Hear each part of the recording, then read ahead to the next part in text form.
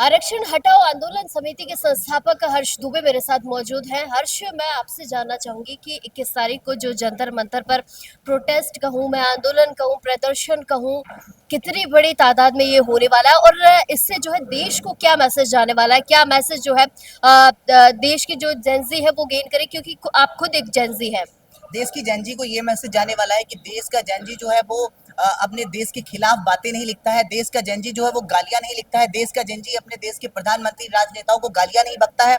देश का जेनजी अपने संस्कारों में रहता है, अपनी मर्यादा में रहता है और किसी भी प्रकार की अराजकता का माहौल पैदा नहीं करता है। देश का जेनजी पुलिस की रिस्पेक्ट करता है। देश का जेनजी हर मीडिया प्रशासन का रिस्पेक्ट करता है जो कि उसकी आवाज को उठाता है। वो दिखाएगा कि कितने संस्कारों में देश का जेनजी रहता है और अपनी संस्कृति को वहां प्रदर्शित करेंगे। तो वो कौन सा जेंजी था जो कुछ दिनों पहले हमने देखा, जो मीडिया को भी गाली दे रहा था, प्रधानमंत्री को भी गाली दे रहा था, हर माँ को गाली दे रहा था, बहन बेटियों को भी गाली दे रहा था? वो कौन था वो जेंजी? और वही जेंजी फिर माफी मांगता हुआ भी नजर आ रहा था। हाँ, अगर वो रियल जेनजी था तो गालियां नहीं दे सकता है।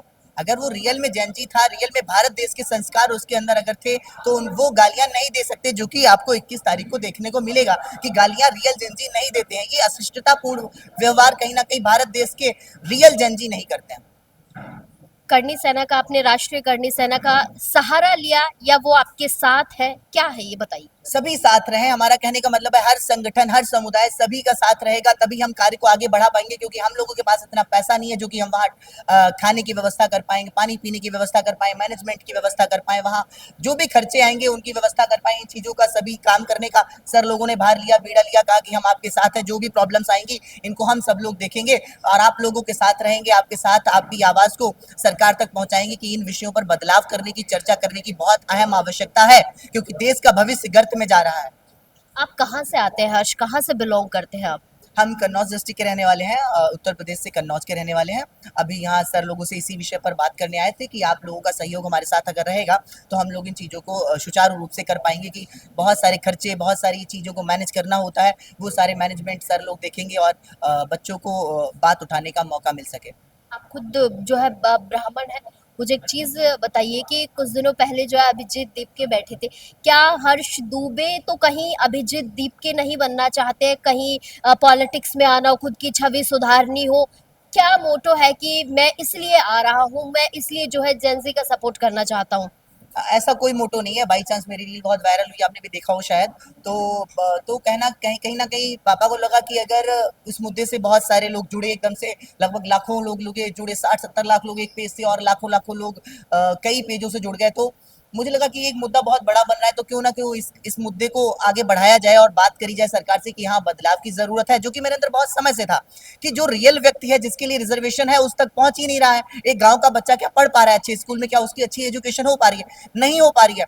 हमने डेटा निकाला, बिहार का अगर देखें तो 95% एससी कम्युनिटी के लोग ने 12th ही पास नहीं किया। जब वो 12th ही पास नहीं कर रहे तो उसको रिजर्वेशन का फायदा मिल ही कहाँ रहा है?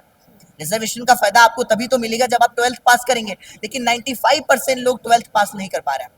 अच्छा, अभी जब अगर आप बैठते हैं, आपका सपोर्ट लोग करेंगे, कायदे से ये होगा कि आपको उठाने की कोशिश की जाएगी, बीजेपी के तमाम नेता लोग आएंगे, वो आपको उठाने की कोशिश करेंगे क्योंकि सरकार बीजेपी की है, तो क्या करेंगे उस समय? उठ जाएंगे, झुक जाएंगे? हम सरकार के समक्ष, अपनी पुलिस प्रशासन के समक्ष समस्त नतमस्तक हैं। किसी भी प्रकार की उनसे द्वेष भावना नहीं रहेगी, किसी भी प्रकार से उनसे झगड़ा, उन पर पत्थरबाजी, लाठीबाजी, ये सब हम नहीं करेंगे। उनके समक्ष तो पूर्ण रूप से नतमस्तक है, लेकिन हमारी बात को सुना जाए। अगर आप मेरी बात को नहीं सुनते हैं, दंगाइयों की बात को ही सुनते, तो प्रशासन, सरकार, सब के सब दंगाइयों के साथ माने जाएंगे। क्योंकि जब हम शांतिपूर्ण तरीके से बात कर रहे हैं तो आप क्यों नहीं सुन रहे हो? जो व्यक्ति दंगाईपूर्ण तरीके से बात करता है आप उसकी सुनेंगे, और जो शांतिपूर्ण तरीके से करेगा उसकी नहीं सुनेंगे आप। तो फिर इस विषय पर शांतिपूर्ण तरीके से आपको सुनना चाहिए और कहीं ना कहीं इस प्रकार के प्रोटेस्ट को हमें आगे बढ़ाना चाहिए। जैसा कि झारखंड में शांतिपूर्ण कर रहे बच्चों प्रदर्शन पर, उन पर लाठियां बरसाएंगे और रात के अंधेरे में उन बच्चों पर लाठियां बरसाएंगे। कल रात में देखकर बहुत दुख हुआ कि ऐसा क्यों। राजनेता जब ये काम करते हैं तो उन पर तो लाठियां नहीं बरसती हैं, लेकिन ये बच्चे, गांव के गरीब बच्चे वहां बैठकर जब प्रदर्शन कर रहे हैं, अपनी मांग उठा रहे हैं, तो उनको मांग उठाने का हक भी नहीं है?